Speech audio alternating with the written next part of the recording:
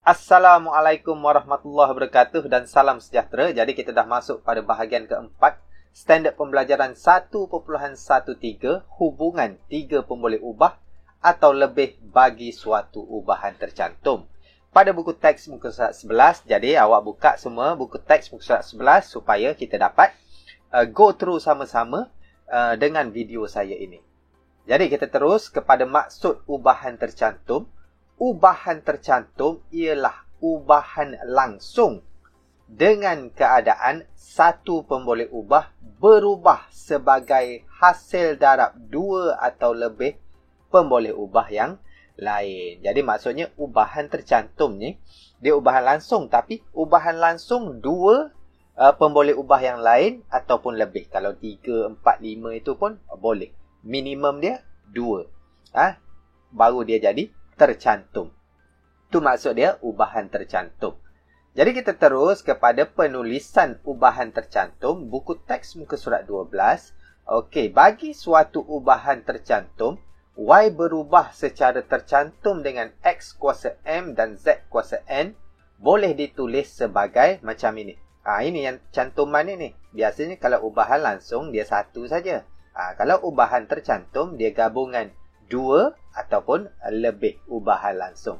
Jadi Y anak ikan X kuasa M, Z kuasa N, kita panggil ini hubungan ubahan. Maksudnya Y berubah secara tercantum dengan X kuasa M dengan Z kuasa N.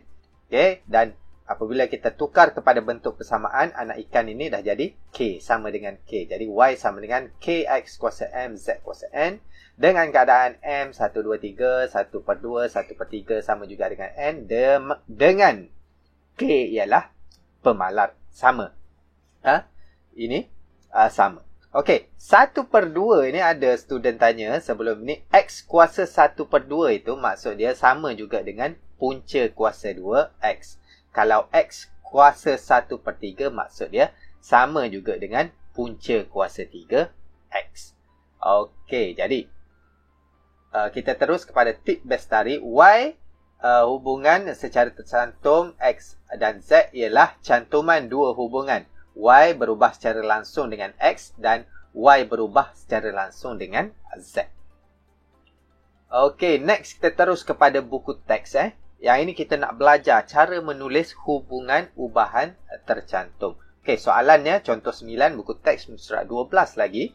Tuliskan hubungan dengan menggunakan simbol anak ikan dan persamaan bagi setiap yang berikut. Maksudnya dia nak anak ikan dan juga dalam bentuk persamaan. P berubah secara langsung dengan Q dan punca kuasa 2R. Jadi samalah.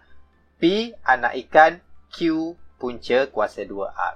Itu penyelesaiannya. P anak ikan, Q punca kuasa 2R. Dan kalau bentuk persamaan, anak ikan ini dah tukar jadi sama dengan K. Okey, B. Y berubah secara langsung dengan kuasa 2W dan kuasa 3X. Maksudnya Y anak ikan, W kuasa 2, X kuasa 3. Y anak ikan, W kuasa 2, X kuasa 3. Okay, Y sama dengan K, W kuasa 2, X kuasa 3. Okay, C, V anak ikan, A, H. V anak ikan, A, H. Sebab V berubah secara langsung dengan luas kerata rentas A, tingginya H. Macam ini. Tukar kepada bentuk persamaan. Sama juga anak ikan ini dah jadi sama dengan K. Yang lain masih stay sama.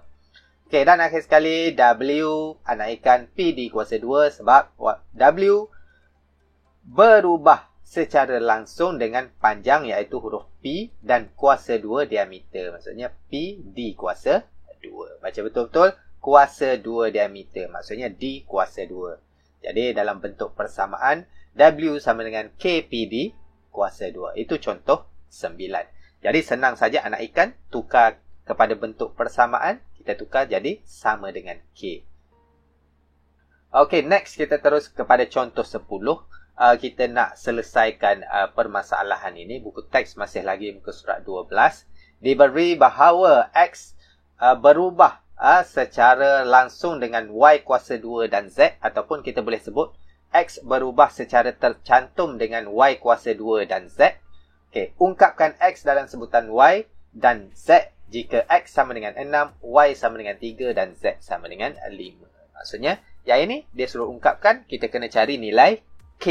Apa-apa pun kita kena tahu nilai K, iaitu nilai pemalar. Jadi sama, dia dah bagi hubungan ubahan ini. Jadi kita tukar hubungan ubahan kepada bentuk persamaan. X sama dengan KY kuasa 2 Z. Dan kita gantikan ini, jika X sama dengan 6, kita tukar X dengan 6, Y dengan 3, Z dengan 5 dan kita cari nilai K.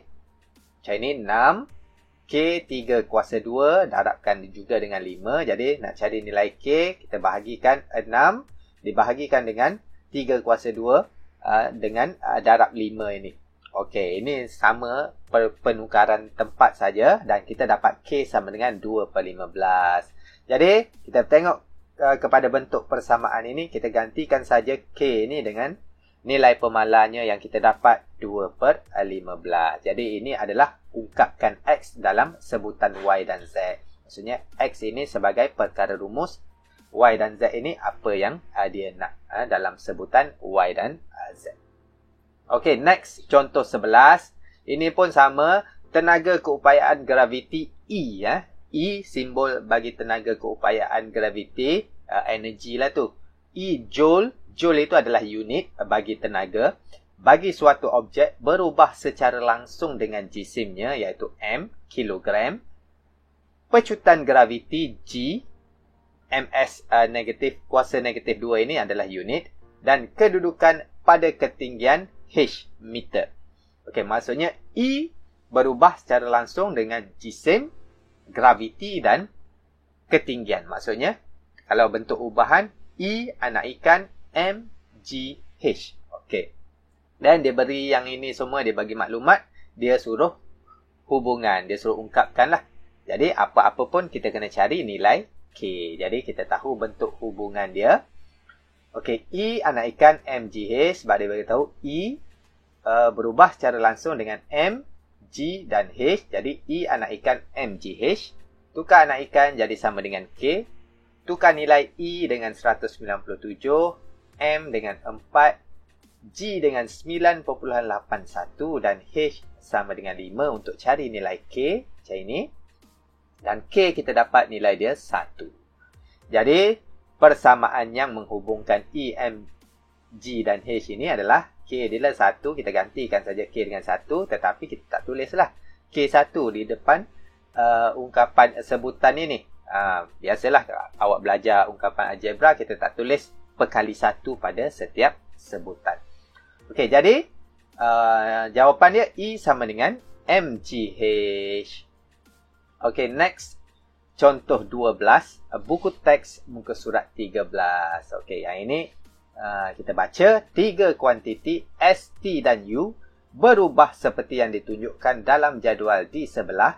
Diberi bahawa S berubah secara langsung dengan T dan punca kuasa 3U.